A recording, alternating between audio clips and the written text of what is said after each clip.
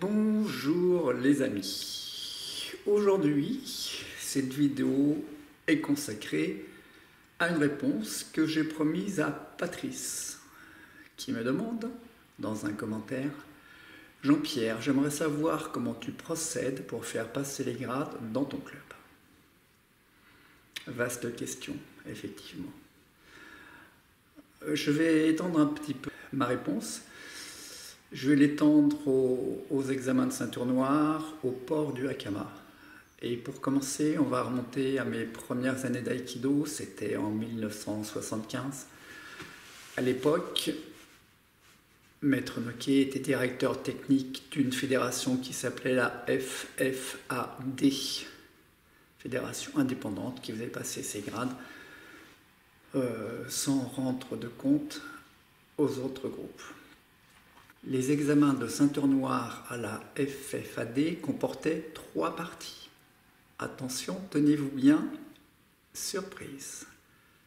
On commençait par le kata. Oui, je dis bien le kata. Kata des 5 principes à main nue. Debout pour le premier dan, au sol pour le deuxième dan.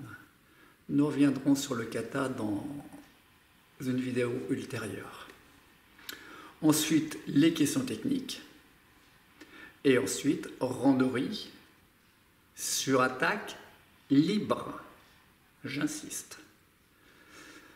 Les examens se passaient pour les 2 premières parties, kata et questions techniques, avec un partenaire de son choix. Il est important que vous sachiez aussi que les examens de ceinture noire comportaient pour chaque niveau, premier, deuxième, troisième, quatrième, des programmes bien spécifiques. Contrairement à notre époque où du premier au quatrième dan, c'est quasiment le même programme avec bien évidemment des degrés d'exigence différents. Donc, au temps de la FFAD, premier, deuxième dan, on demandait du travail en souplesse. C'était uniquement montrer si l'élève était capable de faire des cercles. Voilà.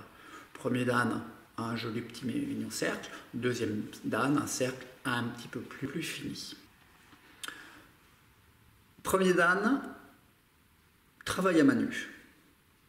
Deuxième dan, bâton. Sur sollicitation et sur attaque. C'est seulement au niveau du troisième dan que l'on parlait d'efficacité. Et l'efficacité était présente en 2 points très spécifiques. On demandait du travail Go-no-Geiko. Je me souviens très bien de mon passage de troisième dan. J'avais une montagne en face de moi et le jury, dans lequel il y avait Maître Noké, a dit à mon hockey, monsieur bloqué, votre partenaire. Et là, il faut montrer que vraiment, tu es capable de travailler avec la puissance du hara. Une autre spécificité aussi, c'est que le travail du couteau n'était demandé qu'à partir du troisième dan. Parce que le couteau, si tu rates, c'est létal. Donc là, dans le travail au couteau, il faut vraiment être dans l'efficacité.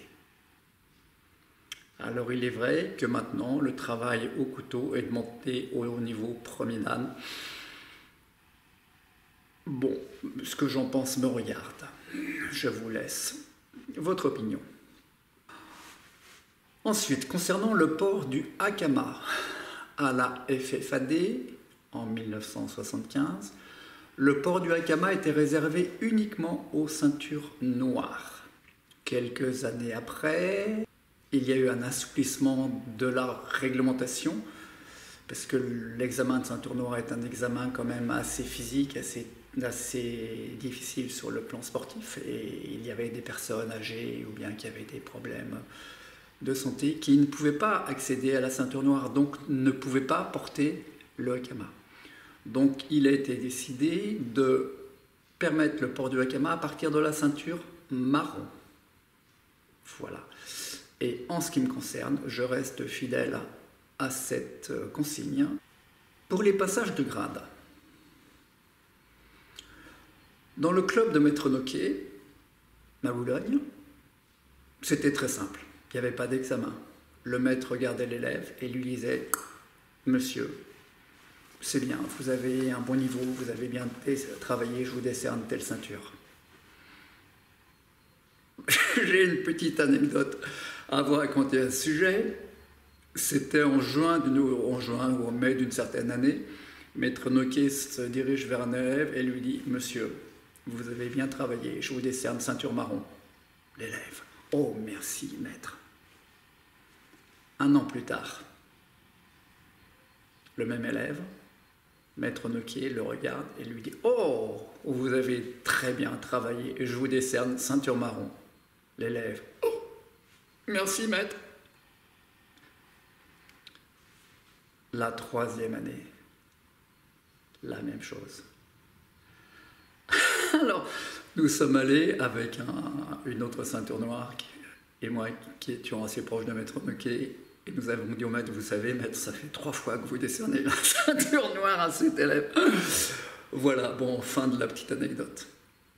Donc, Maître Noquet décernait les ceintures sans examen. Au début de ma carrière, j'ai pratiqué de la même manière, je décernais les ceintures sans aucun examen. Et puis nous envoyions nos candidats passer la ceinture noire.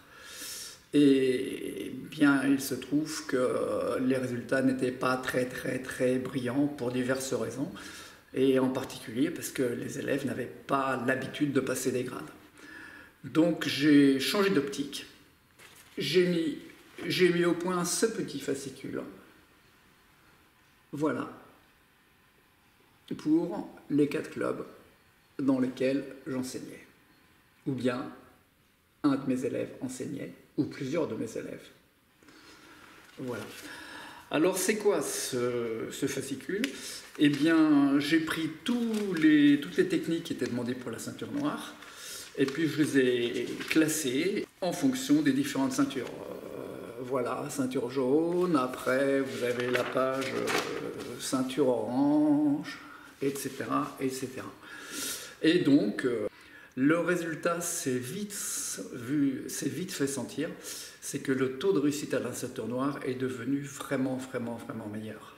Pour l'examen de ceinture marron, je fais un examen vraiment type ceinture noire, mise en situation avec table, 3 jurys, etc. Et puis présentation fidèle à mon maître, kata, questions techniques, randori. Voilà, j'espère avoir répondu à tes questions, mon cher Patrice. Je vous souhaite un excellent week-end à tous. Et n'oubliez pas, ne laissez entrer que les belles choses, que la paix, l'amour et la joie rayonnez. Et gardez ce sourire dans votre cœur. Ce sourire vous porte, ce sourire vous guide, ce sourire vous protège. À très vite. Au revoir.